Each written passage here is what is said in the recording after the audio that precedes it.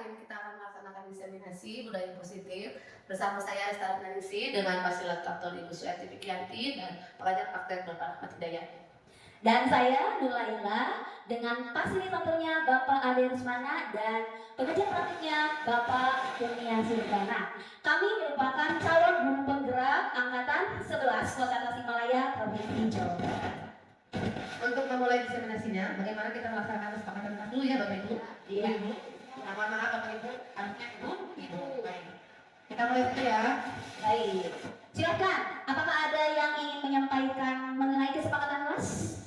Baik, silakan Bu Risma. Yang pertama untuk kesepakatan kelas, yang pertama itu mengkondisikan pemakaian HP. Oke, mengkondisikan Pemakaian HP. handphone. Ada lagi Bu Risma? Mungkin Ya. tangannya ya, silakan. Menghargai pendapat orang lain. Menghargai pendapat orang lain. Baik, sudah Bu? Oke, di sini ada dua yang diutarakan oleh Bu Risma. Barangkali yang lain, apakah setuju untuk mengkondisikan pemakaian handphonenya? Bagaimana? Setuju, sepakat? Oke, berarti untuk mengkondisikan pemakaian handphone saat kami diseminasi ya, mohon Bapak Ibu nanti handphonenya dikondisikan. Kemudian yang kedua, menghargai pendapat orang lain bagaimana? Setuju? Sepakat? Oke, berarti ini sudah ya, sudah disepakati. Ada lagi yang lainnya? Silakan Ibu Rini. Yang ketiga, aktif mengemukakan pendapat. Baik, aktif mengemukakan pendapat atau mengemukakan pendapat dengan aktif. Siap Bapak Ibu? Ya. Oke, sepakat? Sepakat. Apakah ada lagi? Ada yang mau ditambahkan? Apa? Boleh? Fokus dalam belajar. Fokus dalam belajar bagaimana? Setuju? Sepakat? Mantap. Mungkin ini ya. Sudah ya, 4 saja atau mau ditambah lagi? Cukup. Baik. Jadi kesepakatan kelas kita yang pertama mengkondisikan pemakaian handphone, menghargai pendapat orang lain, mengemukakan pendapat dengan aktif, dan yang terakhir fokus dalam belajar. Baik, terima kasih ya. Demikian. Baik, kita mulai acara diseminasi kali ini dengan pengawal materi dari Ibu Nuraila. Kepada Ibu Nuraila disilakan. Bismillahirrahmanirrahim. Assalamualaikum warahmatullahi wabarakatuh. Ibu-ibu, bagaimana kabarnya hari ini? Alhamdulillah, luar biasa. Allahu Akbar. Yes, sekali lagi ya. Apa kabarnya hari ini? Alhamdulillah, luar biasa. Allahu Akbar. Yes. Baik, ibu-ibu semuanya. Alhamdulillah, hari ini saya Nulaila dan Ibu Resta, kami akan bersama-sama membahas mengenai budaya positif ya. Baik, ada yang tahu budaya positif itu seperti apa? Budaya yang baik. Iya, ayo. Siapa Bu? Budayawan apa? Budaya yang baik. Budaya yang baik. Coba angkat tangan, siapa lagi? Apa yang masih ingat? Budaya positif itu seperti apa? Ayo. Iya. Kebiasaan yang baik-baik. Iya, betul Susi. Kebiasaan yang baik-baik. Terus siapa lagi? Apa itu budaya positif? Disiplin. Disiplin, betul ibunya. Ibu Zahra ya. Lanjut. Selanjutnya, nah di dalam budaya positif itu ada beberapa hal yang nanti kedepannya akan kami sampaikan. Yang pertama ada disiplin positif, kemudian ada teori kontrol, teori motivasi, hukuman, penghargaan, restitusi, kebutuhan dasar manusia, keyakinan kelas, segitiga restitusi, dan posisi kontrol guru. Lanjut ya. Nah, coba ada pertanyaan dulu nih, pertanyaan pemantik ya. Silahkan Bapak, Ibu, atau Ibu di sini boleh menjawabnya ya.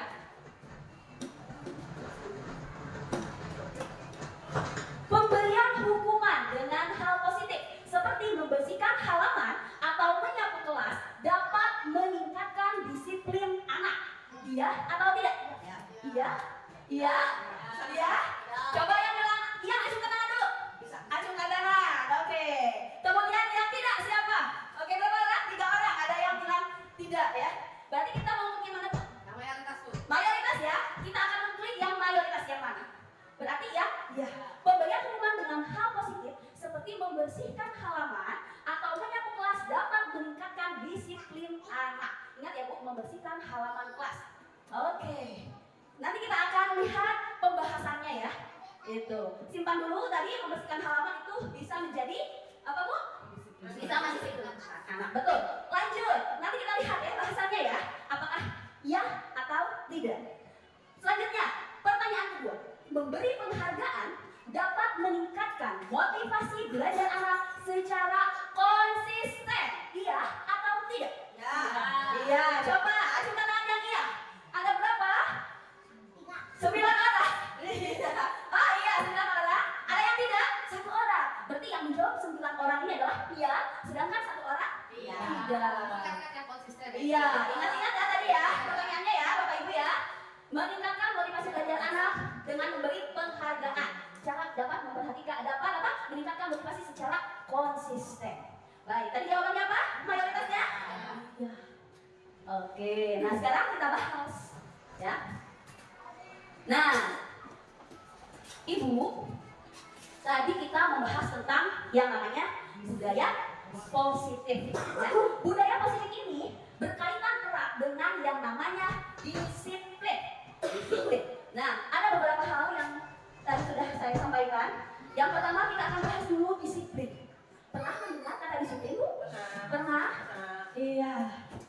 Pernah? Ibu, coba ada yang tahu disiplin itu apa? Iya, bisa sih? Boleh bisa dikasih. Sikap, Coba, Bu. sikap yang harus dilakukan oleh orang tersebut untuk melaksanakan peraturan. Oke, sip. Siapa lagi yang angkat tangan? Ayo, Bu Dewanti, apa yang maksudnya disiplin? Perasaan taat dan patuh pada aturan.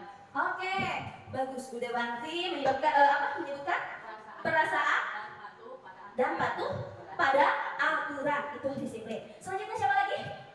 Ayo, siapa lagi? Silahkan, Ibu Lesta. Pengendalian diri Ya. untuk melakukan suatu tindakan dengan kesadaran diri. Iya. Pengendalian diri untuk melakukan sebuah tindakan dengan kesadaran diri. Berarti saya simpulkan ya dari teman-teman, disiplin itu adalah patuh pada aturan dan juga adanya pengendalian diri supaya apa? Supaya sesuai dengan aturan. Baik. Nah, lanjut ya, Ibu. Disiplin. Disiplin itu berasal dari bahasa Latin ya. Disiplina yang artinya belajar. Makna asal dari kata ini berkonotasi dengan disiplin diri dari murid-murid serta S dan Plato ya.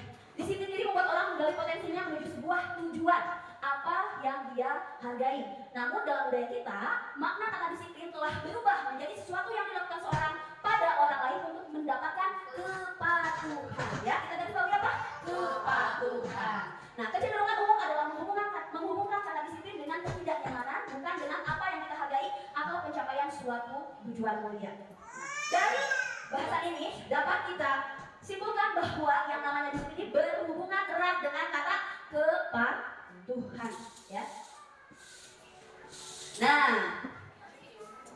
Ibu, disiplin itu harus ada yang namanya kontrol diri. Bagaimana kita mengontrol suatu hal atau mengontrol diri kita sendiri supaya mengikuti sesuatu kepatuhan itu. Nah, yang lebih baik adalah kepatuhannya itu atau pengontrolan dirinya itu berasal dari hati nurani. Tidak ada paksaan. Ya, itu. Nah, selanjutnya ada pertanyaan lagi. Silahkan. Kita bahas ya. Mana yang termasuk ke dalam bentuk disiplin? Memakai seragam sekolah rapi, memakai sandal ke sekolah, menyapa guru, mengerjakan tugas tambahan karena telat mengumpulkan PR. Mana di sini yang merupakan sebuah bentuk disiplin? Memakai seragam. Iya, yang biru, yang biru. Oke, mau menjawab Ibu ini yang mana? Memakai seragam sekolah yang rapi. Iya. Oke, memakai seragam sekolah yang rapi. Kita coba klik ya. Betul sekali ya, memakai seragam sekolah yang rapi. Nah, itu adalah bentuk dari sebuah disiplin. Nah, sekarang ada yang namanya disiplin positif. Disiplin positif adalah cara penerapan disiplin yang mengajarkan anak bertanggung jawab dan menumbuhkan kesadaran diri berdasarkan nilai-nilai kebajikan. Jadi, di sini yang harus kita pahami adalah bertanggung jawab dan kesadaran diri berdasarkan nilai-nilai kebajikan. Coba bisa diulangi lagi, Ibu. Ayo, siapa? Acungkan tangan, Bu. Boleh? Ya, boleh. Kalau berdasarkan presentasi yang Ibu sampaikan bahwa disiplin itu harus bisa bertanggung jawab, kemudian dia bisa menjalankan dirinya akan sesuatu hal untuk melakukan suatu nilai kebajikan. Iya, sip. Tepuk tangan. Wah, keren sekali ya. Pertanyaan selanjutnya, Bu. Oke. Apa itu nilai kebajikan? Baik, nanti akan saya bahas mengenai nilai-nilai kebajikan ya. Intinya ada yang namanya disiplin positif. Disiplin positif itu nggak boleh berasal dari luar ya Bu ya. Harus berasal dari keyakinan diri, kesadaran diri, hati nurani. Oh, misalnya gini. Misalnya seorang anak tahu misalnya kalau menolong teman itu benar, dan mereka harus yakin bahwa menolong temannya itu adalah sesuatu hal yang benar. Oh iya ya, kita sebagai manusia harus saling menolong. Kemudian misalnya ada anak yang bolos waktu sekolah. Nah, kita harus memberikan pemahaman kepada anak tersebut harus dengan kesadaran dirinya bahwa yang namanya bolos sekolah itu adalah sesuatu hal yang kurang tepat, kurang baik, dan itu harus diyakini dalam dirinya. Nggak boleh misalnya gurunya nih, kata ibu guru juga bolos itu salah, kurang tepat, tapi harus benar-benar si anak tersebut yang meyakini bahwa bolos itu suatu hal yang tidak baik. Itu ya Bu ya. Nah, untuk disiplin positif sendiri itu lebih ke arah disiplin diri yang dapat mengontrol diri dalam melakukan segala tindakan, dapat membuat murid memahami dan menyadari berdasarkan motivasi internal, bukan paksaan maupun dengan pujian atau hukuman ya. Nanti tadi masih berkaitan ya. Di pembahasan selanjutnya akan kita bahas mengenai pertanyaan pemantik yang tadi ya. Lanjut. Nah, ya ini merupakan contoh ya disiplin positif di sekolah kita. Ada makna lagi yang namanya makna disiplin itu adalah belajar kontrol diri, paham melakukan tindakan dengan menggali potensi diri kita sendiri agar tercapai tujuan mulia, yaitu menjadi seorang yang diri kita inginkan berdasarkan nilai-nilai yang diri kita hargai atau nilai kebajikan. Nah, ini dari disiplin positif ya. Dapat membuat diri memahami dan meyakini berdasarkan motivasi internal seperti yang tadi ya. Nah, bukan berdasarkan penghargaan ataupun hukuman. Nah, Bapak Ibu sudah ini ya, sudah mulai ada pencerahan di pertanyaan yang tadi ya. Tapi simpan dulu, nanti kita akan bahas lagi ya. Nah, ini salah satu contohnya disiplin positif di sekolah kita.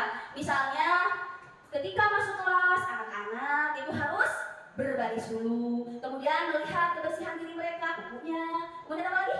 Rambutnya, betul. Nah, selain itu juga kita juga menerapkan selain dalam pembelajaran intra maupun kurikuler, kita juga menerapkan disiplin positif itu di dalam ekstra kurikuler. Contohnya pramuka. Nah, di sana kan banyak nilai-nilai kebajikan yang sesuai dengan Trisatya dan Dasa Dharma. Kemudian kalau kelas 1 yang siaga apa? Kelas 1, kelas 2, kelas 3, kelas 4 yang siaga apa namanya? Apa Bu Susi?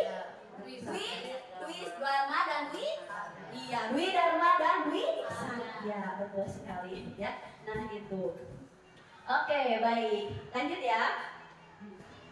Nah, ini adalah contoh dari nilai-nilai kebajikan yang harus kita sadari atau kita memberikan motivasi kepada anak supaya anak tersebut memiliki nilai-nilai ini ya. Ini misalnya sebenarnya banyak, tapi ini hanya sebagai contoh.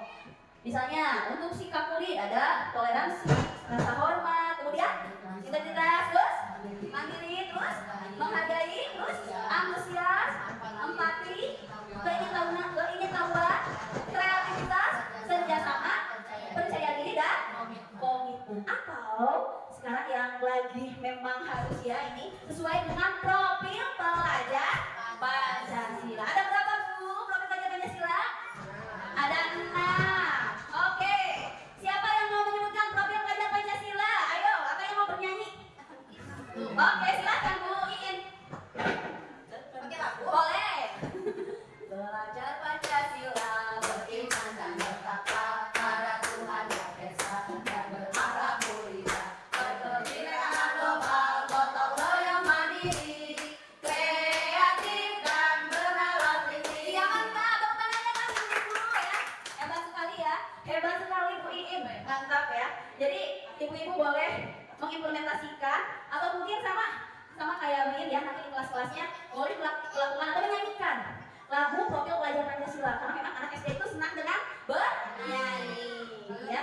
Boleh sekali lagi bareng-bareng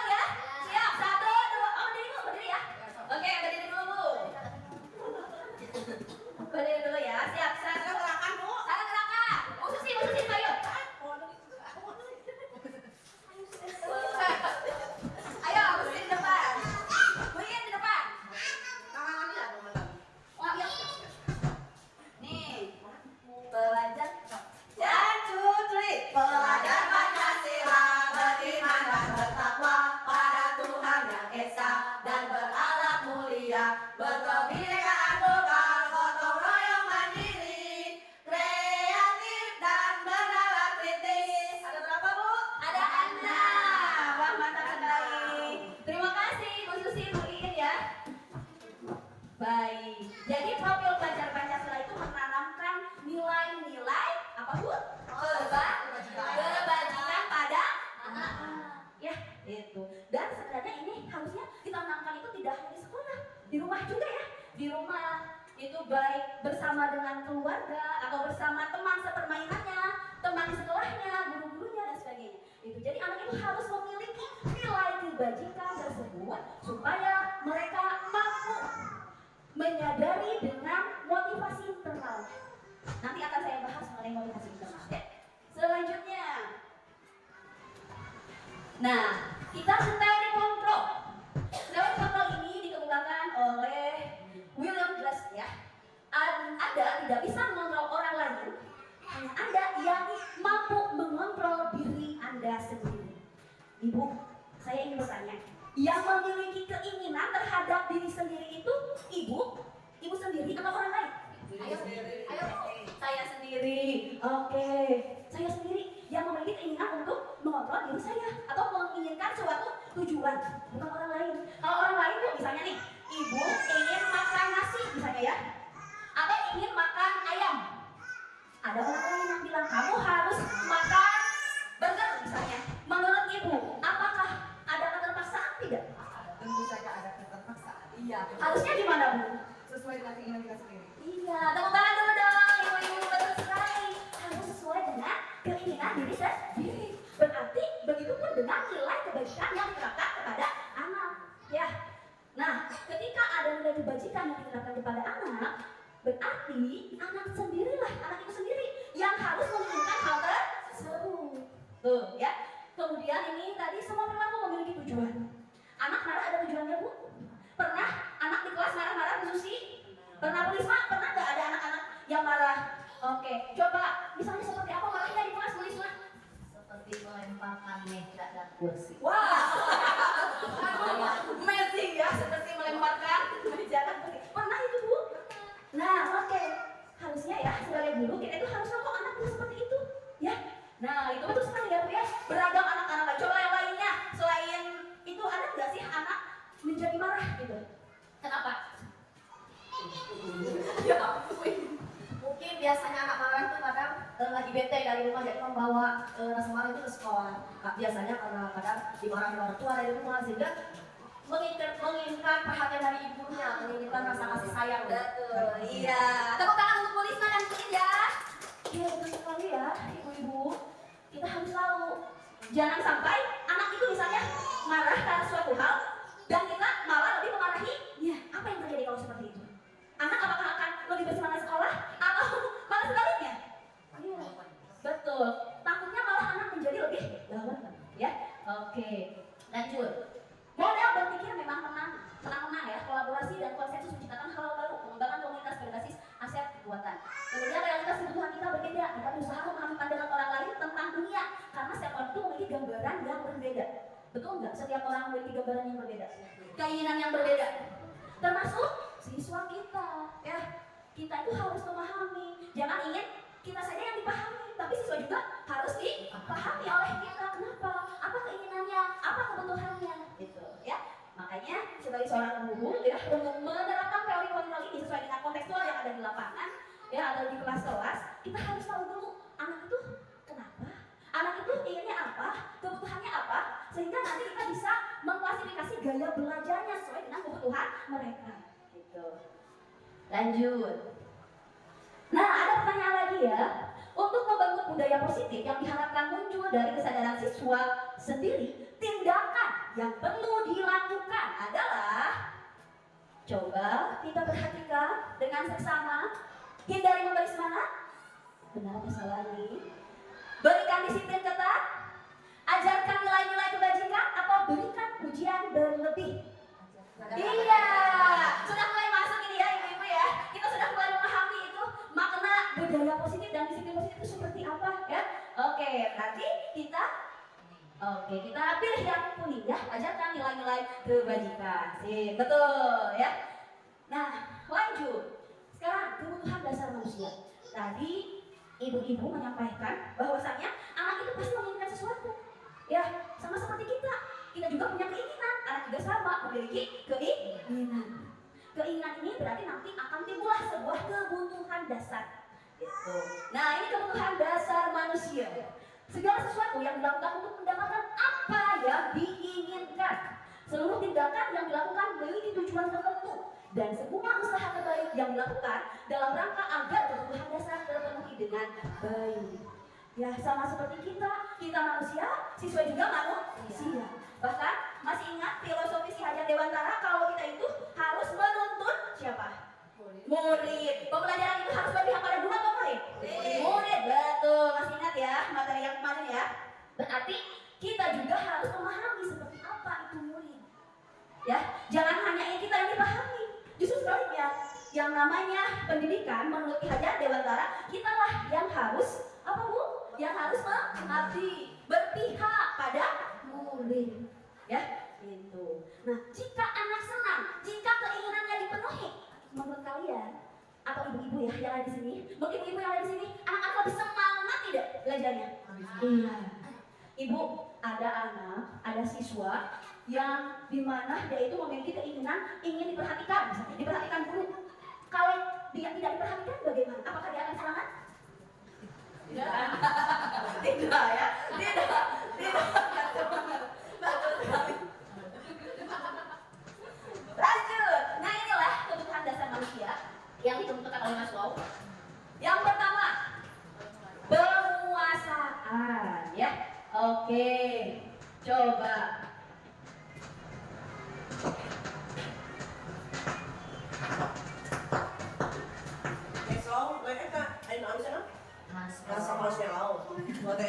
Ya, Maslow ya.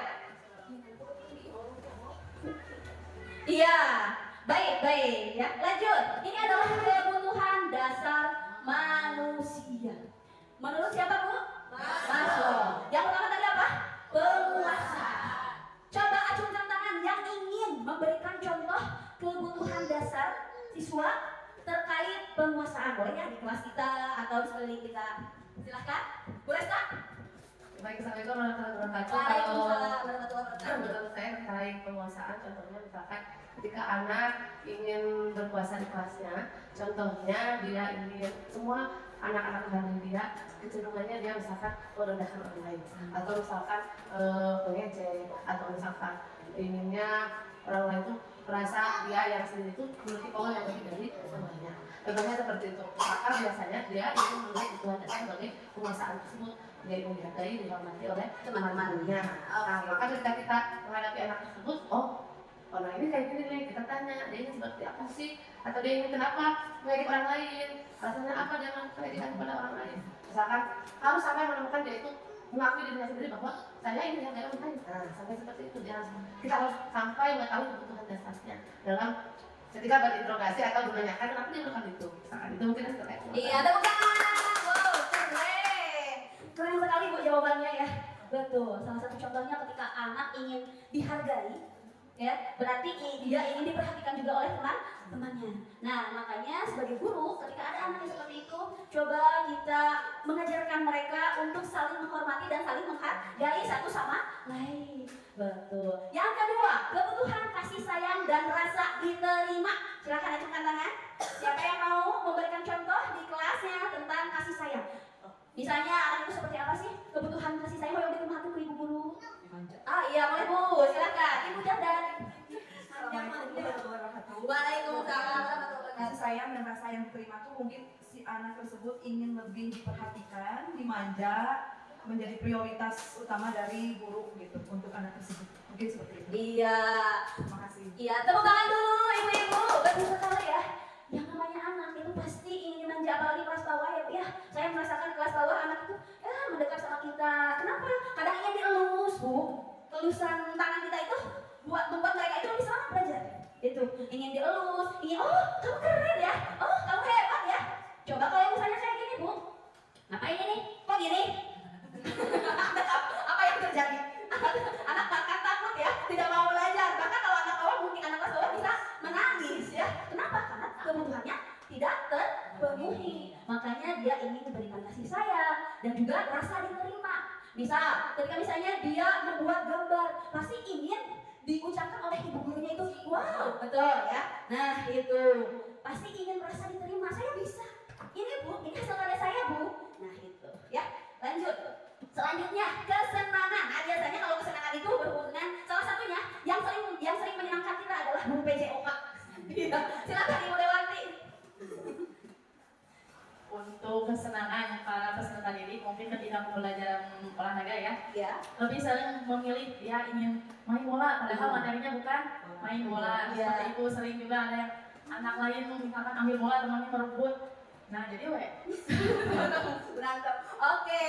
Iya, betul sekali Ibu. Jadi kadang anak juga memiliki kesenangan terhadap sesuatu hal ya.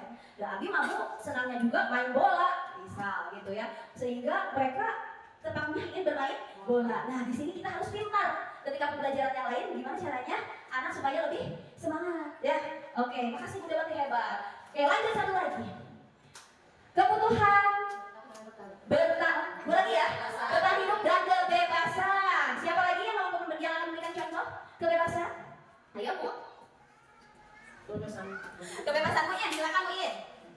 Kebebasan ya, kalau bagi peserta didik kemungkinan itu dia ingin merasa bebas seperti misalkan di sekolah ada aturan memakai sepatu setiap hari, tetapi kadang anak itu ingin bebas biasanya seperti di hari Jumat pengennya pakai sendal. Tetapi kebebasan itu kita sebagai guru kan harus bisa memberikan nilai-nilai kebajikan itu sehingga masuk ke otak anak, oh berarti apa yang kita lakukan itu salah. Jadi kebebasan itu sepenuhnya harus ada kontrol diri tersebut sesuai materi yang tadi ya, kedisiplinan itu. Jadi harus berhubungan dengan pengontrolan diri. Iya, terima kasih tepuk tangan dulu dong untuk Dewanti dan Bu Iin ya. Keren jawabannya ya Ibu, terima kasih Masya Allah ya. Satu lagi, bertahan hidup. Mau sama siapa ya? Kebutuhan bertahan hidup, iya Ibu, mangga. Baik, untuk yang bertahan hidup, memang paling sering ada di kelas saya. Ada anak yang udah jam 9 itu udah lapar ibu. Orangnya itu di kelas saya, ibu istirahat, Abi lapar. Nah, itu kebutuhan dasar ternyata anak itu. Kebutuhan dasar ini memenuhi kebutuhan sebagai yang memasukkan energi dalam tubuhnya. Yang kosong perutnya, dia perlu sarapan ataupun misalkan boleh diminum dulu ketika belajar di sini dengan minumnya berat itu mungkin yang paling dasar biasanya terjadi di kelas. Kalau yang paling umum di usia SMA biasanya ketika memang kebutuhan dasar misalkan orang tuanya pendapatannya kurang untuk belajar di sekolah untuk ini dulu di sekolah aja dia harus misalkan melakukan pekerjaan. Nah itu salah satunya sehingga dia tidak fokus belajar di sekolah misalkan karena ini memenuhi kebutuhan dasarnya ekonomi tersebut. Itu mungkin Bu. Sip, mantap, luar biasa tepuk tangannya ya Ibu. Keren ini jawabannya. Masya Allah, keren ya jawabannya ya. Saya juga sampai, oh iya ya, ternyata di sekeliling kita itu secara kontekstual banyak sekali contoh-contoh yang memang berhubungan dengan kebutuhan dasar, terutama murid-murid kita. Baik, lanjut ya Bu Ibu ya. Nah, ini selanjutnya teori motivasi perilaku manusia. Secara garis besar motivasi ini terbagi menjadi dua. Ada motivasi eksternal dan juga motivasi internal ya. Adapun untuk motivasi eksternal yang pertama yaitu berupa hukuman. Oke, sebelum ke sana apa yang maksud dengan eksternal itu dari mana? Dari luar. Betul. Motivasi eksternal itu adalah motivasi atau dorongan yang berasal dari luar, pengaruhnya dari luar. Salah satu contohnya yaitu apa? Hukuman dan imbalan. Itu berasal dari luar dirinya. Ya, ada anak yang ingin menghindari hukuman. Cepat, misalnya anak tersebut cepat-cepat ke sekolah. Kenapa? Takut dihukum. Ada ya? Itu. Dah takut Bu, takut dihukum. Jadi kita cepat-cepat ke sekolah. Misal, itu berarti motivasinya eksternal. Artinya bukan dari dalam dirinya. Itu. Kemudian, yang kedua, ingin mendapatkan imbalan. Saya besok mau misalnya di kelas mau ke depan, soalnya Bu Susi biasanya kalau ke depan suka kasih hadiah, misalnya ya Bu ya. Nah itu juga dari luar atau dari dalam dirinya? Dari luar, ya. Oke. Sedangkan ada satu lagi, itu motivasi internal. Motivasi internal itu adalah dorongan yang berasal dari dalam dirinya. Ya, itu berarti di sini dia memiliki nilai atau memiliki keinginan untuk menghargai diri sendiri karena memang berasal dari keyakinan dirinya. Ya, itu. Saya akan menjadi orang yang seperti apa bila saya melakukannya. Misalnya seperti ini. Jika saya tidak belajar, saya mungkin tidak akan menjadi orang yang memiliki banyak ilmu. Jika saya terlambat ke sekolah, nanti saya tidak bisa mengikuti pembelajaran dengan baik. Jika saya bolos sekolah, saya tidak akan mendapatkan ilmu. Jadi ketika motivasi internal ini benar-benar dalam dirinya itu memiliki motivasi atau dorongan berupa keyakinan diri akan nilai-nilai kebajikan. Nah itu. Coba menurut ibu-ibu mana yang lebih baik, motivasi eksternal atau internal? Internal. Ya kenapa internal? Betul, coba Ibu Jahda. Kenapa harus motivasi dari diri sendiri Iya. atau internal? Karena muncul dari sikapnya sendiri, keinginan sendiri untuk menjadi pribadi yang lebih positif. Ya, tepuk tangan. Oh, keren, mantap sekali. Terima kasih Bu Jahda. Iya, betul sekali ya. Kalau motivasi internal itu lebih, anak itu lebih semangat, ya. Anak itu bisa lebih semangat, dia bisa lebih menghargai, itu seperti itu. Dan berarti kita bisa menyampaikan pertanyaan penting yang tadi ya. Boleh saya?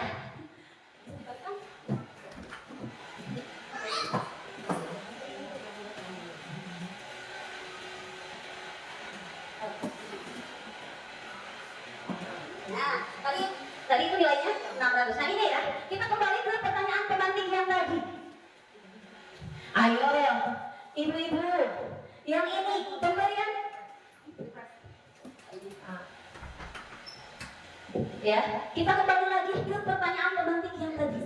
Coba kita perhatikan ya.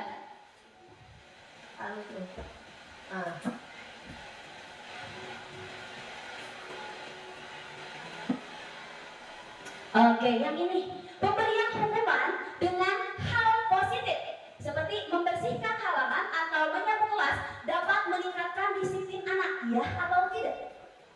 Kalau tadi sesuai dengan materi, berarti jawabannya harusnya yang mana? Tidak, ya. Coba lihat, tadi kan yang iya itu nilainya 600 ya. Yang tidak, coba kita lihat.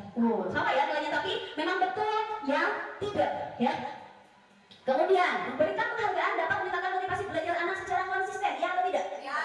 Tidak, tadi sesuai dengan bahasa kita sudah bertukar pikiran bahwasannya yang namanya hukuman atau penghargaan itu berasal dari motivasi apa? Atau ekstrinsi. Yang bagusnya adalah motivasi di dalam diri, yaitu motivasi yang internal. Jadi jawabannya yang mana ini? Tidak, ya. Nah itu. Oke.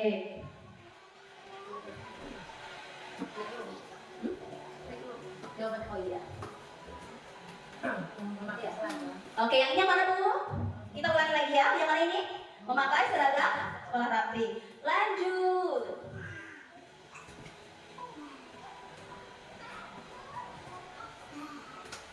Nah, kalau yang tadi ini apa?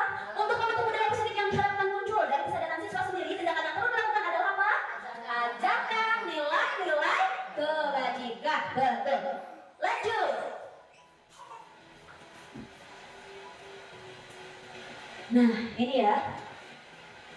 Motivasi perilaku manusia.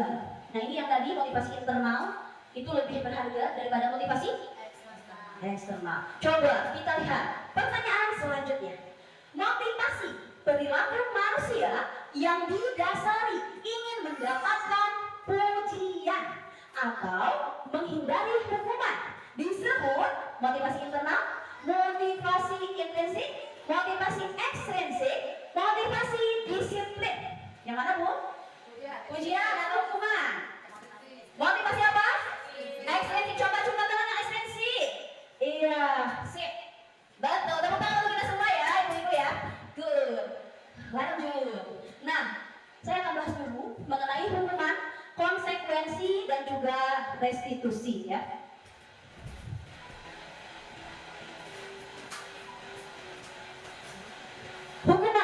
Hukuman itu tidak terencana atau biasanya bersifat tiba-tiba. Murid tidak tahu apa yang akan terjadi atau tidak dilibatkan, jadi hanya bersifat satu arah. Jadi hukuman itu lebih berasal dari guru. Kemudian jenisnya biasanya berupa hukuman fisik atau psikis. Nah, kalau ibu, jika hukuman diterapkan bagus tidak untuk motivasi internal siswa? Tidak, ya. Kemudian ada lagi nih konsekuensi. Konsekuensi itu terencana, disepakati sesuai peraturan, murid tetap dibuat tidak nyaman, murid tetap dibuat tidak nyaman, sikap guru selalu memonitor murid. Dan yang terakhir restitusi, proses menciptakan kondisi bagi murid untuk memperbaiki kesalahan. Proses kolaborasi yang mengajarkan murid untuk mencari solusi sendiri, menciptakan tanggung jawab. Tadi saya mendengarkan ada ibu misalnya melempar meja, melempar kursi, ada anak yang bolos, ada anak yang tidak senang ABC dan sebagainya. Ya, melakukan hal-hal yang memang bertentangan dengan nilai kebajikan. Nah, nanti kita akan bahas bagaimana caranya supaya anak tersebut tidak merasa disalahkan. Ya, dia berbuat sesuatu hal yang di luar atau memang tidak berdasarkan nilai kebajikan, namun tidak juga merasa disalahkan. Nah, nanti akan ada caranya ya. Oke. Lanjut dulu ibu. Lari mengelilingi lapangan basket 2 kali karena terlambat hadir di sekolah. Itu hukuman atau konsekuensi? Hukuman. Iya, hukuman. Tadi yang bilang hukuman ya. Betul ya, hukuman. Boleh tidak bu? Tidak ya. Gitu. Lanjut. Membersihkan coretan yang dibuatnya di meja tulis. Ada anak nih, kemudian mencoret-coret meja sama ibu. Nah, karena kamu sudah mencoret-coret meja, kamu harus membersihkan meja ini. Itu hukuman atau konsekuensi? Konsekuensi. Berarti lebih baik yang mana? Hukuman atau konsekuensi? Konsekuensi. Ya, baik. Itu ya. Terima kasih ya ibu-ibu. Semangat. Alhamdulillah. Selanjutnya ada 13 lagi. Silahkan Bu Resta. Baik, assalamualaikum warahmatullahi wabarakatuh. Waalaikumsalam warahmatullahi wabarakatuh. Nah, ibu-ibu, mohon maaf tidak ada bapak-bapaknya. Sebelumnya perkenalkan diri saya terlebih dahulu. Saya Resa Transisi, saya mengajar kelas 6.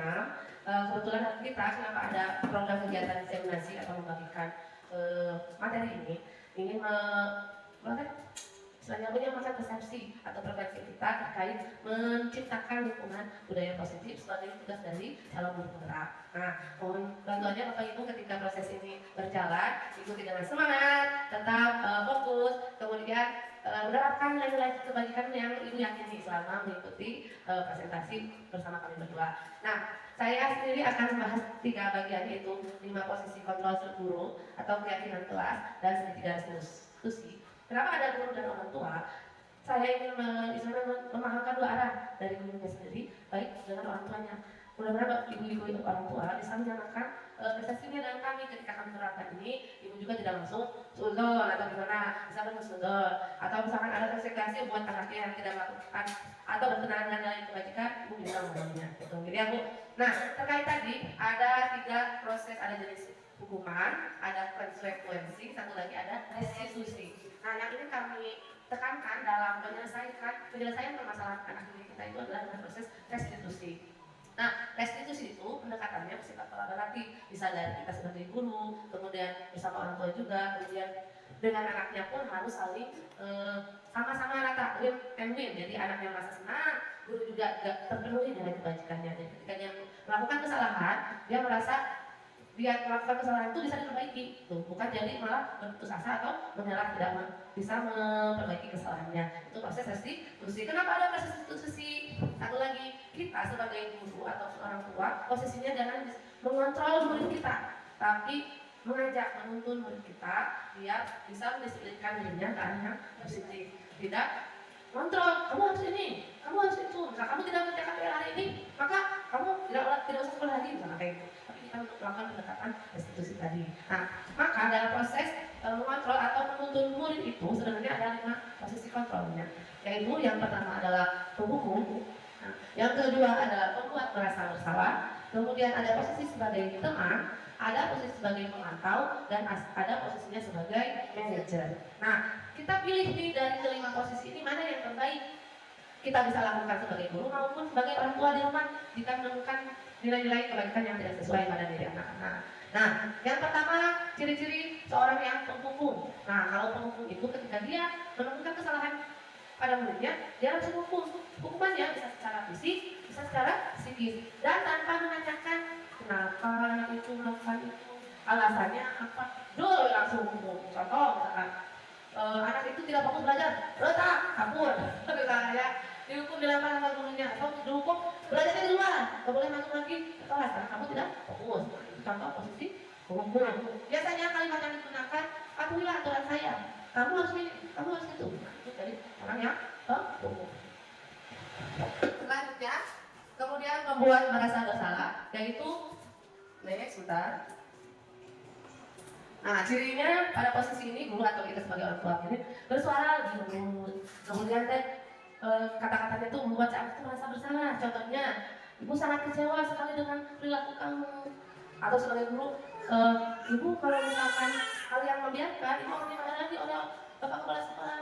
Nah, berarti kan anak itu merasa bersalah ketika dia melakukan kesalahan tersebut. Nah, itu pun anak posisi kontrolnya ya, biasanya negatifnya pada posisi ini murid akan memiliki penilaian diri yang buruk tentang diri mereka, ya, sehingga mereka merasa tidak berharga.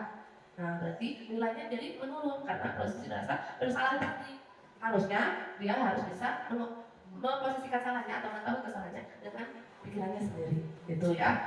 Jadi jangan sampai kita itu memposisikan anaknya merasa bersalah. Kemudian posisi sebagai teman. Nah, ini pasti sering dilakukan oleh ibu, oleh ibu guru, oleh orang tua juga ya. Kadang dalam posisi ini kita memposisikan komunikasinya satu ya, sama seperti mereka cara berkomunikasinya. Anak-anak dikondisikan seperti anak-anak adanya, semakin lemah lembut. Terus kadang-kadang ketika dia melakukan pekerjaan malah dikerjakan oleh kita sendiri. Nah, karena dia ingin membantunya sebagai teman tadi. Nah, itu pun ternyata kurang baik bagi anak. Kenapa hal itu kurang baik? Nah, di sini hal negatif dari posisi teman adalah bila suatu saat murid tersebut tidak membantu, maka muridnya merasa tidak mampu. Ya, jadi hal yang baik pengennya itu dibantu oleh temannya, itu atau diposisikan atau dibantu oleh orang tuanya. Itu kemudian saya pikir bapak ibu teman saya merasa saya itu udah bisa, tapi kenapa bapak ibu tidak percaya lagi pada saya? Saya tidak percaya diri lagi ketika posisi temannya sudah tidak bisa memberikan bantuan misalkan ya. Lanjut lagi. Kemudian memantau. Nah, jam 11. Nah, untuk memantau berarti mengawasi. Nah, biasanya dalam posisi pemantau ini menerapkan konsekuensi tadi ya, ketika kamu melakukan itu konsekuensinya apa, tapi dia tidak melihat istilahnya psikologis anaknya, jadi langsung aja dia menerapkan konsekuensinya, tidak menanyakan stabilitas anaknya. Ketika kamu udah melakukan itu konsekuensinya apa, langsung kerjakan. Nah, tanpa melihat psikologis anaknya. Nah, hal ini pun kurang baik ternyata. Kurang baiknya apa? Seorang pemantau sangat mengandalkan perhitungan. Kalau kita tidak mencatat, nanti kadang ada yang misalkan berlebihan kita konsekuensinya kepada anaknya ketika sudah berulang kali melakukan kesalahan tersebut ternyata kita tidak terhitung misalkan, maka ada kelapangan di dalam hal tersebut. Itu posisi memantau. Yang satu lagi posisi manajer. Nah, posisi terakhir sebagai manajer adalah posisi di mana guru berbuat sesuatu bersama dengan bertanggung jawab, bersama dengan murid, mempersilahkan murid mempertanggungjawabkan peraturan atau kesalahannya. Nah, biasanya dia mengajak nih murid untuk bagaimana konsekuensinya, apa yang kamu lakukan hari ini, apa alasan kamu melakukan hal tersebut. Ingatkan lagi kepada keyakinan kelasnya, kemudian menyadarkan sampai anaknya merasa itu adalah kesalahan yang diperbuat oleh gurunya. Kemudian ketika dia melakukan kesalahan, posisi manajer ini akan mengajak muridnya, bagaimana sih kalau kamu melakukan kesalahan ini, bentuk kamu jauh ini seperti apa yang akan kamu lakukan. Nah, kalau kayak tadi misalkan mencoret-coreti bangku mejanya dengan tip E. Nah, kita kan sebagai posisi manajer berarti tanya dulu kenapa mencoret-coreti mejanya. Mungkin dia pikir bahwa itu hal yang seni misalkan, ya, bukan suatu kesalahan misalkan menurut kita salah, tapi menurut anak itu bagus bu, ini mah lagi mengaplikasikan seni saya bu misalkan ya. Anak itu bilang kayak gitu. Oh, berarti dia lagi ingin memenuhi kebutuhan dasarnya sebagai mengekspresikan kebebasannya. Misalkan setelah itu gimana nih dalam keyakinan kelas kita menjaga fasilitas sekolah, apakah itu bagian dari keyakinan kelas kita atau keyakinan rumah kita? Oh, mencoret-coret itu ya Bu ya tidak sesuai ya, kan tidak ada ya di dalam poin yang kita sepakatinya, ya tidak ada. Terus gimana dong tanggung jawabnya? Gitu, kamu sendiri bagaimana mengatasi kesalahannya? Nah itu biasanya anak sendiri akan bertanya, gimana kalau Bu saya memperbaiki ini dengan cara misalkan dirapikan kembali mejanya, di take-nya dihapus misalkan. Terus ini masih ada coretan kan lagi. Gimana tuh Bu? Nah bisa juga kita kasih solusi yang lain yang bisa diterima oleh anaknya, sehingga dia juga merasa bahwa oh kalau itu perbuatan yang buruk nanti dia bisa memperbaikinya. Itu untuk posisi manajer. Berarti kira-kira dari 5 posisi kontrol ini dari Bapak Ibu kira-kira yang cocok itu yang mana kita sebagai guru dan orang tua? Manajer ya. Meskipun posisinya anak tuh misalkan kesalahannya cukup besar, tapi kita posisikan sebagai manajer. Nah, kecuali kalau kesalahannya sudah menimbulkan efek fisik Bapak Ibu. Fisiknya apa? Perkelahian yang sampai menimbulkan kematian misalnya, atau kesalahan fatal sampai kecelakaan misalnya. Nah, itu harus segera kita bertindak. Nggak mungkin mau langsung manajernya pas waktu itu kondisinya sudah fisik dengan anak itu mah harus lebih tegas lagi kita meyakinkan anaknya. Itu mungkin terkait posisi kontrol nih. Jika Bapak Ibu nih, ketika menemukan anak kita di rumah atau di sekolah tidak mengerjakan PR, kira-kira apa yang akan Ibu perbuat? Selesaikan posisi manajer. Siapa yang mau? Oke, ulangi. Ketika nih anak didik kita atau anak kita di sekolah ternyata dia tidak mengerjakan PR, apa yang akan kita lakukan sebagai manajer? Posisinya sebagai manajer ya Bapak Ibu, kira-kira akan seperti apa? Siapa yang mau?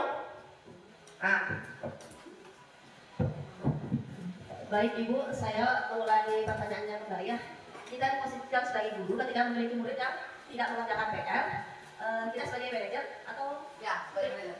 baik. Kalau sebagai manajer menurut saya berarti kita ingatkan kembali kepada keyakinan kelas yang sudah dibuat di awal ajaran baru. Misalnya di awal ajaran baru kan kita membuat kesepakatan kelas ya Bu ya. Ayo mana kita buat kesepakatan kelas untuk dalam satu tahun ke depan di kelas 5 misalnya. Kalau kita tidak mengerjakan PR, kira-kira konsekuensinya apa anak-anak? Misalnya ada yang pasti anak-anak itu berpendapat beda-beda ya. Membersihkan WC Bu, lari 50 kali Bu, misalnya push up Bu. Ada juga yang mengerjakan di rumah Bu, dan sebagainya. Pendapat anak itu berbeda-beda. Tetapi kita sebagai guru ambil yang positifnya saja. Kemungkinan misalnya mengerjakan tugas di rumah atau di jam istirahat misalnya. Dan itu jadi kita konsekuensinya itu yang harus disepakati satu kelas dan mereka mau dan ikhlas gitu. Jadi anak-anak siap ketika tidak mengerjakan PR, kita mengerjakan jam istirahat atau di rumah. Ternyata mereka memilih untuk mengerjakan di jam istirahat. Akhirnya terbuatlah kesepakatan kelas itu sehingga diyakini satu kelas. Oke, ketika tidak mengerjakan PR di lain waktu, misalkan 2 minggu kemudian atau 1 bulan kemudian tidak mengerjakan PR, lalu kita sebagai guru di posisi control manager itu kita mengingatkan kembali. Nah kemarin waktu kita sebelumnya sudah membuat kesepakatan kelas ya, ketika tidak mengerjakan PR, silakan kerjakan PR di jam istirahat. Seperti itu Ibu di posisi control manager.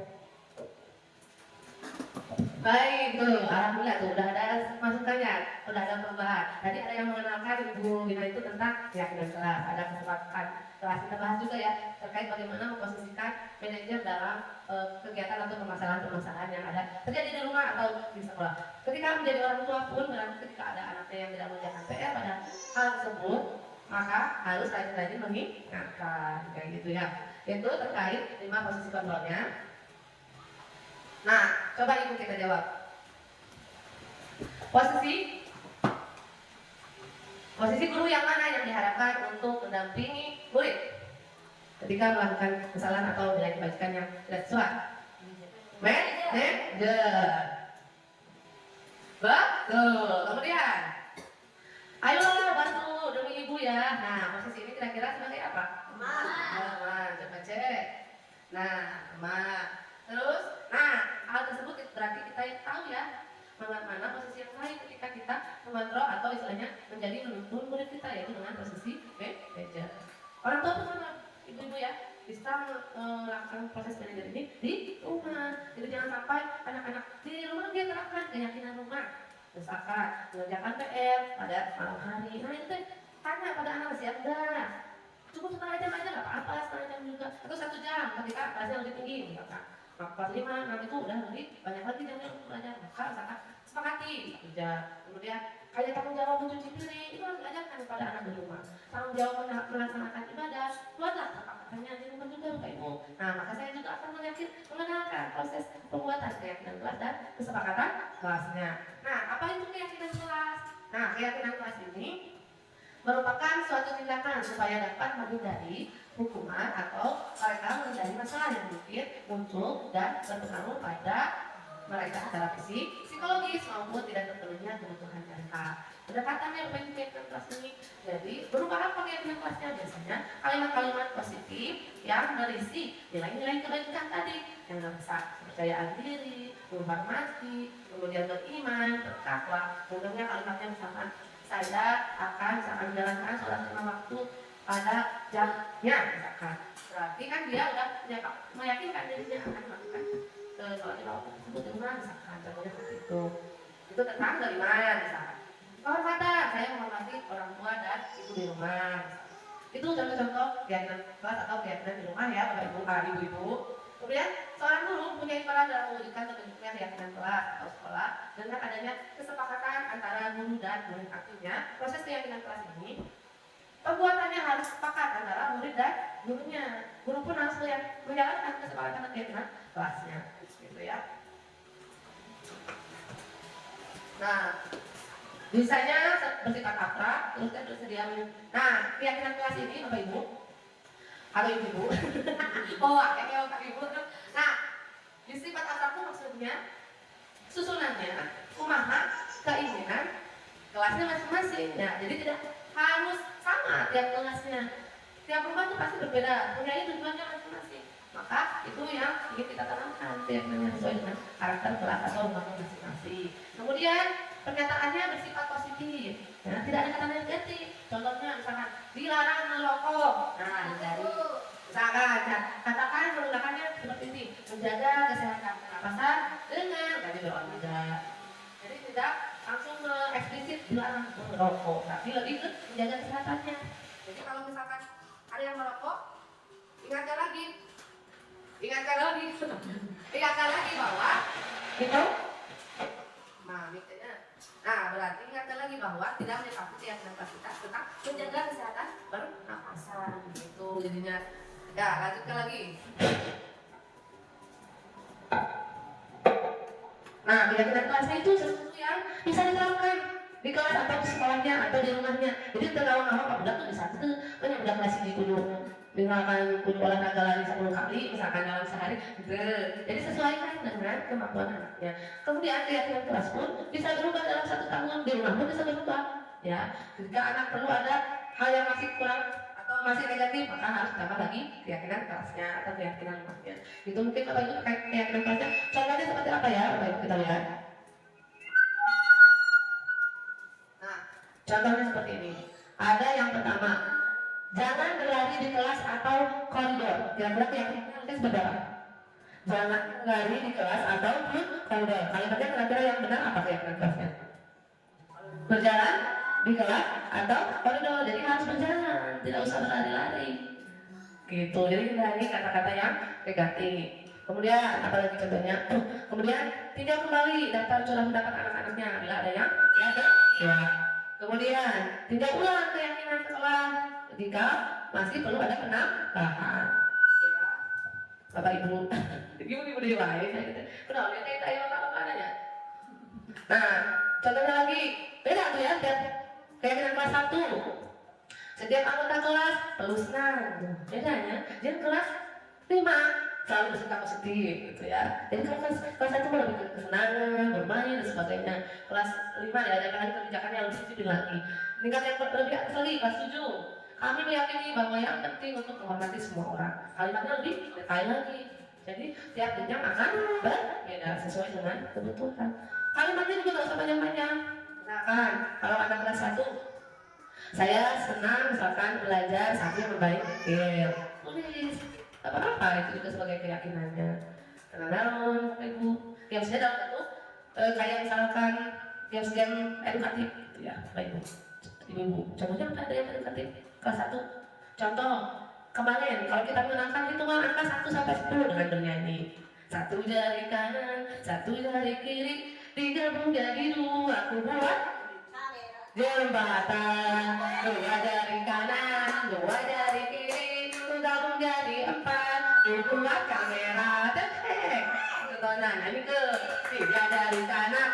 3 jari kiri bergabung jadi 6 membuat menara tinggi. 4 jari kanan, 4 jari kiri bergabung jadi 8 membuat kelinci. Coba 5 jari kanan, 5 jari kiri bergabung jadi 10 membuat doa. Atau siap berdoa. Nah itu diajarkan tambahan ibu, tambah hiji, 2. Kan biasanya itu sudah penyanyi orang jadi ingat. Nah itu contohnya ya. Sekarang mah banyak metodenya. Nah itu satu belajar sambil bermain. Itu lagi. Nah, gimana dong kalau misalkan ada pertanyaan seperti ini? Salah satu hal positif yang terwujud dalam diri siswa ketika mereka membuat keyakinan kelas yaitu apa kira-kira? Anak terbiasa mendapatkan pujian atau penghargaan, anak tidak dihukum, anak-anak diminta berpendapat sesuai hati nuraninya, atau anak-anak dipaksa mengikuti yang kedua? Anak-anak diminta berpendapat sesuai hati nuraninya. Siap. Coba ceklek. Klik. Boleh. Coba klik. Coba. Balas satu. Salah satu hal positif yang terwujud dalam diri siswa ketika mereka membuat keyakinan kelas yaitu anak-anak diminta berpendapat sesuai dengan hati nuraninya. Siap. Coba. Nah, betul ibu-ibu. Berapa kali misalnya? Nah, karena ibu-ibu udah terang keyakinan kelas itu seperti apa, gimana dong penerapannya? Jika tidak sesuai dengan keyakinan kelas, kita menggunakan segitiga restitusi. Nah, apa itu segitiga restitusi? Yaitu proses dialog yang dijalankan oleh guru atau orang tua agar dapat menghasilkan siswa yang mandiri dan tanggung jawab terhadap masalah yang diatasinya. Nah, namanya menggunakan segitiga restitusi. Tahapannya yang pertama, 1. Menstabilkan identitas. Yang kedua, memvalidasi keyakinan yang salah. Yang ketiga, menanyakan keyakinan. Ulangi yang pertama, menstabilkan identitas. Yang kedua, memvalidasi tindakan yang salah. Yang terakhir, menanyakan keyakinan. Nah, prosesnya seperti apa? Menstabilkan identitas itu. Nah, contohnya seperti ini. Itu kamu tentu punya alasan mengapa melakukan hal tersebut. Tanya alasannya seperti apa. Kebutuhannya apa ketika melakukan kesalahan tersebut. Contohnya tadi, perhatian tanya kepada kasih sayang sehingga dia melemparkan meja dan kursinya. Sampai dikorek oleh ibu ya sama ibu atau orang tua di rumah, dikorek sampai dia setuju. Nah, jangan sampai pelaksanaannya dengan dipaksa oleh pelan-pelan tujuh emam, tujuh tuan, ngobrol sekedar sarapan. Nah, waktu tadi kamu nangis, kadang-kadang kan udah nangis sama dia tuh cerita anak-anak teh. Itu kemudian memvalidasi tindakan salah. Memvalidasi tindakan salah itu kenalkan nilainya apa kesalahan tersebut, misalkan dia itu perbuatannya salah atau benar. Ketika dia melempar meja dan kursinya, apakah itu perbuatan salah atau betul? Ya, apakah boleh dilakukan oleh murid atau tidak? Nah, itu memvalidasi. Kalau setelah itu ketika dia nggak tahu, nggak tahu berarti itu kasih pengarahan. Nah, sesuai dengan nilai kebajikan, menghormati orang lain, menghormati guru orang lain, menghormati teman yang ada di kelasnya. Orang lain terganggu nggak dengan perbuatan kita? Berarti kalau terganggu perbuatannya salah atau benar? Kalau terganggu salah. Jadi anak tuh ini tadi kan salah gitu ya. Nah, terus ayah kalimat nyanya, berarti kan dia nggak tahu kesalahan. Iya. Jadi nyanya mama, kita lupa. Nah, jadi kamu bilang tadi tuh kamu salah, nah jangan salah itu. Anak yang bilang tadi tidak salahnya bu, kemudian lepas bu tadi dan tetap fokus belajarnya. Nah, itu berarti kan anak itu sudah mengetahui kesalahan. Nah, yang terakhir adalah meneriakkan keyakinan. Ibu-ibu kan sudah membuat keyakinan kelas selama 1 tahun. Kalau tadi melemparkan meja dan kursi ke temannya itu, kira-kira keyakinan kelas apa yang dilanggar kira-kira ibu-ibu? Nah, tidak, misalkan menghormati guru yang sedang mengajar, misalkan ya, menghormati guru yang sedang mengajar. Nah, keyakinan kelasnya seperti itu. Nah, ketika kamu melemparkan meja kursi, gurunya jadi gimana ngajarnya? Nah, gitu misalkan. Gurunya jadi berhenti mengajarnya. Nah, jadi sini ibu guru oke, cek baru dapat teh. Berarti keyakinan kelas mana? Apa? Belajar yang kondusif. pengajarnya tidak kondusif, gurunya juga mengajarnya jadi tidak efektif. Nah, makanya berarti sudah tidak sesuai dengan yang tersebut. Nah, diingatkan lagi. Kemudian setelah diingatkan, ayo bulan-bulan piknya. Setelah diingatkan, tanyakan bentuk tanggung jawabnya seperti apa setelah melemparkan meja dan kursi tadi. Coba cek meja dan kursinya rusak atau tidak. Kalau rusak, bagaimana bentuk tanggung jawabnya? Coba lihat teman-teman kamu yang jadi takut. Apa yang kamu lakukan agar mereka tidak takut lagi? Kayak gitu-gitu. Tanya, pasti dia pasti mau keluar. Tanya tunggunya, tadi dia kemana tuh bu? Gitu kan, dia bilang anak kecil kan. Dan dia sekarang nanti udah kemana bu? Abis itu kan terus lepas. Nah, kadang suka aja timbul perasaan itu. Nah, kasih saran. Gimana kalau seperti ini? Gimana kalau meja dan kursinya dirapikan lagi? Coba dicek ada yang rusak atau enggak. Oh ya, ya bu, saya akan memperbaiki meja dan kursi kalau ada yang rusak. Nah, saya akan memperbaiki meja dan kursi. Kalau ada yang rusak, berarti itu adalah tanggung jawab yang timbul dari dirinya. Nah, setelah itu tanyakan lagi, apakah orang lain yang merasa terganggu dengan perilaku kamu? Terganggu nggak kira-kira? Terganggu. Terus kenapa dong kalau ke orang lain yang terganggunya? Pasti lalu bilang minta maaf, berarti harus ada dua tanggung jawabnya. Satu meminta maaf, yang kedua adalah memperbaiki meja kursinya. Kalau ada yang rusak, rapikan lagi dan sebagainya. Enggak tuh kadang-kadang kayak gitu ya, dan itu. Nah, setelah ngobrol seperti itu, barulah sampaikan ke kelasnya terkait kondisi tadi anaknya. Sampaikan gimana minta maafnya. Bisa saja dia minta maafnya satu persatu. Tidak harus di depan kelas dia ngomong. Atau kedua, jangan lo ya benar tuh dia minta maaf, misalkan gitu ya. Atau misalkan tanggung jawab meja kursinya dari sendiri. Terus kita tanyakan lagi, kamu akan mengalaminya lagi atau tidak? Nah, karena kan tadi nilainya mengurangi nilai keburukan pada anak. Menambahkan hal yang positifnya. Nah, menambahkan hal positifnya berarti dia lebih tebal tanggung jawabnya, berkurangnya dari tadi tidak lagi melempar meja kursinya. Nah, itu mungkin ibu contoh-contoh penerapan restitusi secara kontekstualnya pada pembelajaran di rumah atau di sekolah. Ada yang ditanyakan dulu bu? Nah tadi ya, pertama menstabilkan identitas. Ulangi lagi sedikit dari situ, menstabilkan identitas. Bagaimana dia itu. Jadi menstabilkan identitas itu setiap orang itu punya bisa berbuat kesalahan. Setiap orang itu pasti melakukan kesalahan. Dulu ibu juga pernah seperti itu. Tapi dulu alhamdulillah ibu bisa memperbaikinya kayak gitu ya. Kemudian kamu berhak merasa begitu. Berhak. Jadi kamu emosinya berhak kamu emosi melempar meja kursi teh. Tapi lihat nanti teh. Tadi ya di tahap selanjutnya memvalidasi tindakan salahnya tadi tapi lihat berhak seperti itu gimana orang lain sudah atau tidak itu ya. Di tahapan memvalidasi tindakan yang salahnya. Kebutuhan dasar apa yang tidak terpenuhi oleh dia. Kemudian kamu patut bangga pada dirimu sendiri karena kamu telah memilih sesuatu yang penting buatmu. Tapi apakah itu sesuai dengan perbuatan kebaikan atau kesalahan gitu ya. Ajarkan kepada anaknya. Kemudian satu lagi menanyakan keyakinan sampai timbul tanggung jawab pada dirinya untuk memperbaiki kesalahannya. Nah itu mungkin untuk penerapan segitiga restitusinya. Ada yang menanyakan dulu, ibu? Ada. Bu. Iya. Bagaimana caranya supaya kita bersama-sama dapat mengimplementasikan budaya positif bu? Mohon dijawab dan sejelas-jelasnya. Terima kasih Bu. Oke. Kita ini dulu ya Bu ya. Kasih tepuk tangan dulu dong Bu untuk Bu Susi ya. Terima kasih. Pertanyaannya bagus sekali. Iya. Bagaimana caranya kita mengimplementasikan budaya positif di sekolah? Nah, seperti yang kita tadi bahas sama-sama. Seperti yang telah kita tadi bahas sama-sama, Bu, bahwasannya di sekolah itu harus ada apa dulu, Bu? Pembiasaan diri dulu, kemudian kita tanamkan nilai kebajikan kepada siswa.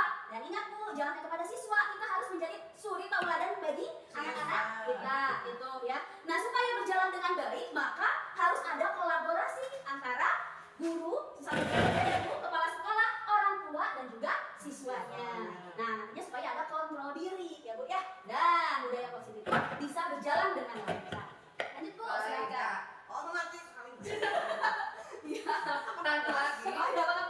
Maka pada prosesnya Nah, pada prosesnya tadi, ketika menerapkan budaya positif tadi, terapkan proses segitiga institusi jika ada anak-anak yang tidak sesuai dengan nilai-nilai kebajikan.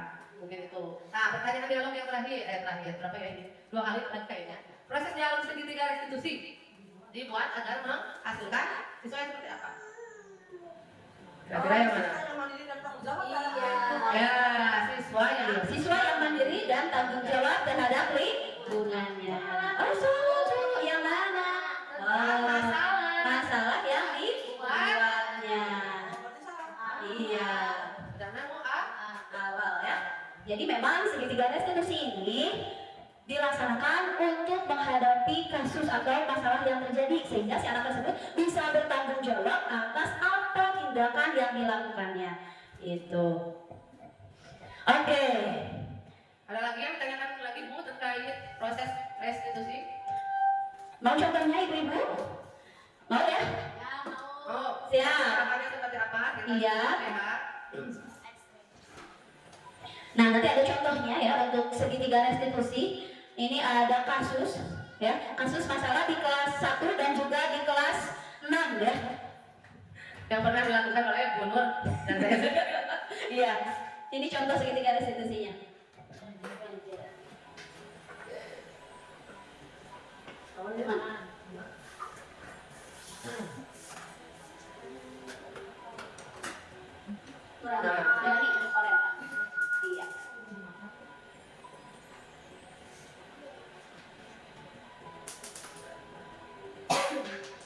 Ini Ada ya masalah ya? dibuatnya.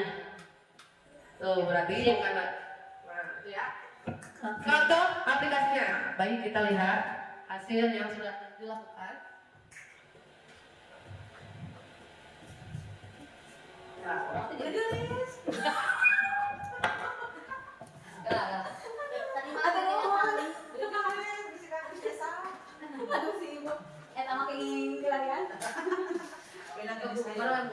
Oke. Sekarang? Ya, kali ini. Satu, ada tiga.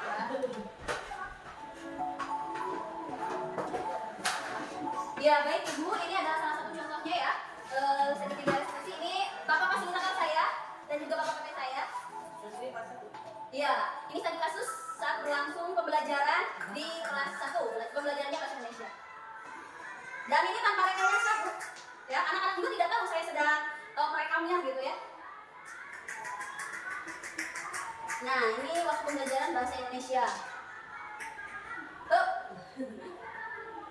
Nah, itu peserta didik itu sedang membaca materi bahasa Indonesia. Nah, biasanya saya suka bertanya siapa nanti membaca. Anak-anak suka mengacungkan tangan. Dan yang selalu mengacungkan tangan itu biasanya Jahdan sama Rajan. Tiap hari mereka selalu mengacungkan tangan. Nah, namun saya ingin mencoba teman-teman yang lainnya. Nah, ini ya Jahdan sama Rajan. Sampaikan dia naik, bukan ingin saya persilahkan. Itu. Sedangkan saya itu ingin mencoba teman yang lainnya, mempersilahkan yang lainnya untuk membaca. Itu. Ya. Nah, itu.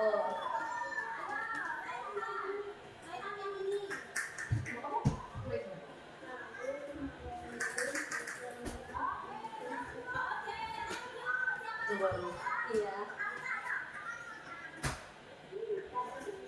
Yang ini.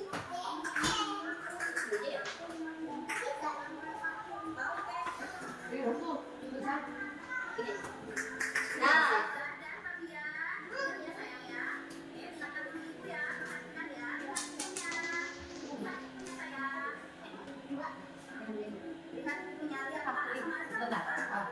terus ya. Nah ini. Nah karena saya hanya mempersilakan teman-teman yang lainnya, sedangkan Jahdan sama Raja itu selalu mengacungkan tangan. Ternyata ada hal yang di luar kedugaan saya. Mereka malah ngobrol bersama-sama. Gitu.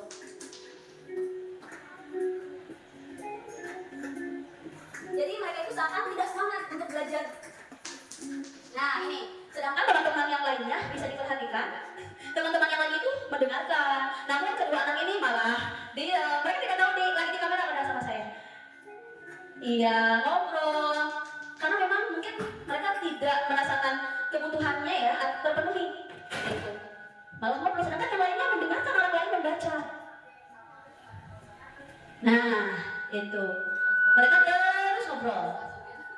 Nah,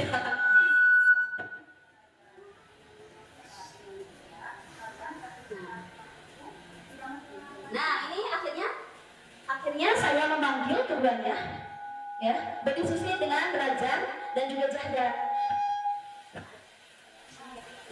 Nah, saya bertanya kepada keduanya, kenapa Rajan, Jahdan sampai seperti itu? Mereka bilang, oh ibu malah teman-teman yang lain terus, enggak saya.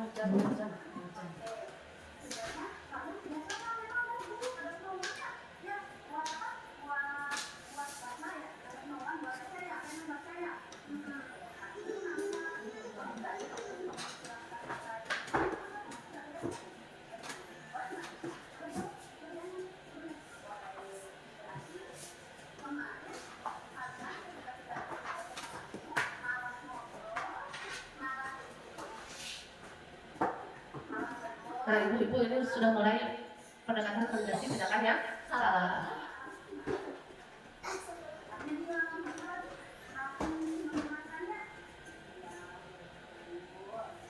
Tuh.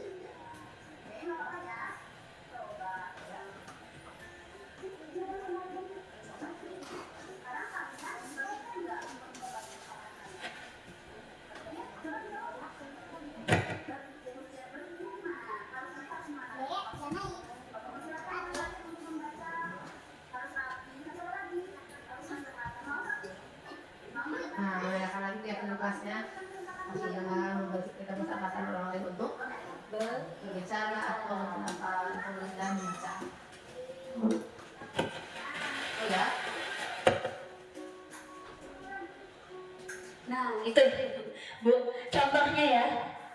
Jadi kita itu tidak harus anak itu kamu salah, tapi biar mereka yang berpikir sendiri, benar gak apa yang mereka lakukan itu, ya, sehingga nanti timbul keyakinan dalam diri kalau iya ya kita itu salah. Harusnya ketika belajar itu seperti apa? Saya nanya, mereka menjawab harusnya rapi Bu. Nah, disinilah yang memang motivasi intrinsik itu muncul gitu. Ya, boleh.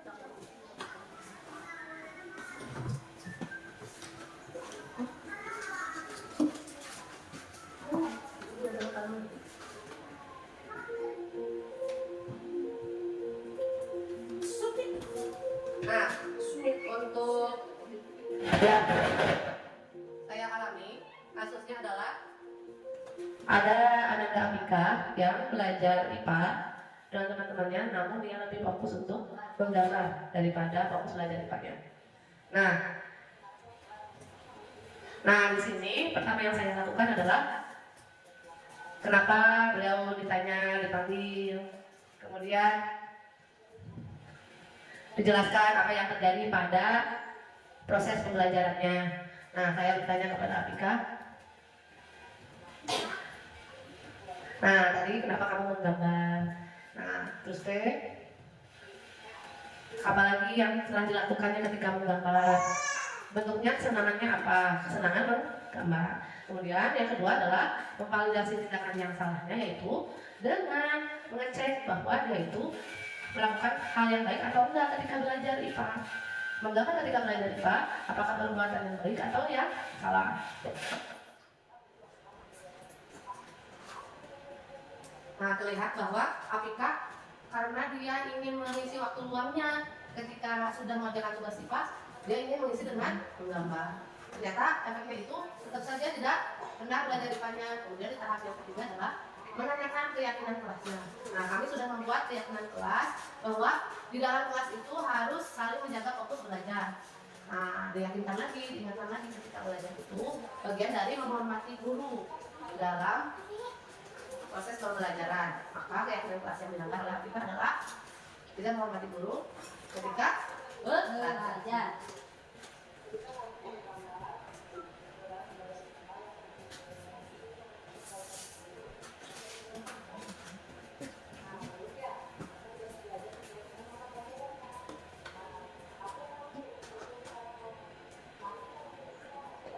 Nah, mari kita perbaiki gitu. Dengan cara apa?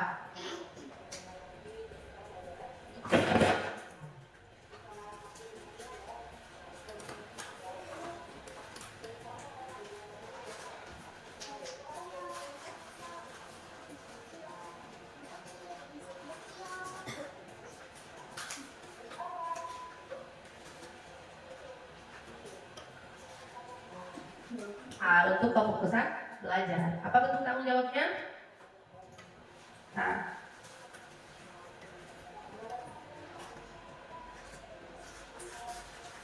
Nah, alhamdulillah Afika ketika saya sudah menerapkan proses restitusi ini, dia selalu minta izin terlebih dahulu kepada saya, Bu, saya sudah mengerjakan tugas, saya sudah membaca lagi bagian tugas saya, boleh nggak saya menggambar? Nah, jadi sekarang Afika juga nggak langsung semena-mena, langsung menggambarnya keinginannya, tapi sekarang izin dulu. Yang lain juga sama dirinya, masa Airani yang suka menggambar, Bu, abi ada Bu, ada mahal pakai abi, oke? Ada gambar, boleh tapi yang sesuai dengan IPA ya, ada gambarnya kayak gitu. Nah, kalau yang ini mah kasus kedua, kebetulan dalam hari ini kasus keduanya adalah berkata kasar. Nah, mungkin itu sebagian dari proses bagaimana cara menerapkan proses restitusi dalam pembelajarannya. Baik, ada yang ingin berpendapat lagi Bapak Ibu atau ada yang ingin ditanyakan?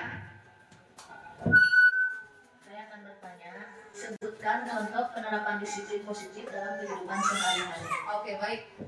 Penerapan disiplin positif dalam kehidupan sehari-hari. Oke, saya tanya dulu ke Bu Dewanti. Bu Dewanti, sampai cek.